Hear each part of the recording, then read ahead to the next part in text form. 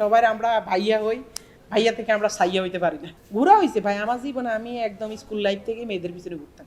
আমি কোন মুখে তাকে বলবো যে আই লাভ ইউ?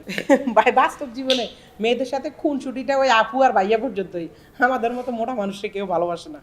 আমাদের মতো মোটা মানুষ সবাই আমরা ভাইয়া হই, ভাইয়া থেকে আমরা সাইয়া হইতে পারি না। এই যে মোটা মানুষকে কি পছন্দ করে নাকি? এখনকার মেয়েরা তো পছন্দ করে চিকন চিকন হ্যাংলা পাতলা ছেলে পেলে। আমাদের মতো আসলে আমরা তো বলতে নেই মোটা মানুষ। ঘুরা হয়েছে ভাই আমার জীবনে। আমি একদম স্কুল লাইফ থেকে মেয়েদের পিছনে ঘুরতাম। পিস করা না, আরে ভাই ঘুরতাম, পছন্দ হইতো।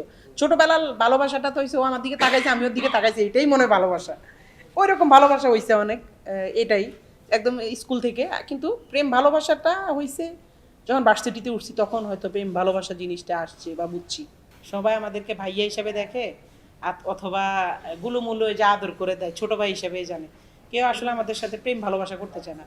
মোটা মানুষ হয়ে এটাই আসলে একটা বড় বিপদ। আমরা যারা মোটারা আছি তারা এটা মানে সবচেয়ে বড় বিপদের মধ্যে যদি থাকি। কোনো একটা মেয়েরে পছন্দ হয়েছে, মেয়েরে বললাম হাই কেমন আছো, মেয়ে বলতেছে ভাইয়া আলহামদুলিল্লাহ অনেক ভালো আছি, তুমি কেমন আছো?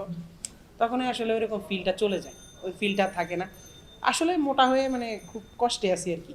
না আসলে মেয়েদের যখন আমরা মেয়েদের কাছে ভালোবাসা মানে প্রপোজাল নিয়ে যাই, তখন যাওয়ার সময় যখন ওই মেয়েটা ভাইয়া বারবার বলে, তখন আসলে আমাদের মানে চলে যায় ওই যে যে ফিলটা থাকে যে আমি তোমাকে অনেক ভালোবাসি।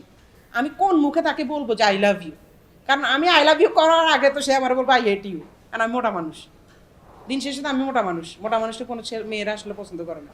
আর যেই মেয়ে মোটা মানুষটা পছন্দ করে, ডেফিনেটলি ওই মেয়ে আসলে ওই মোটা জিনিসটা দেখে না, মনটা দেখে পছন্দ করে।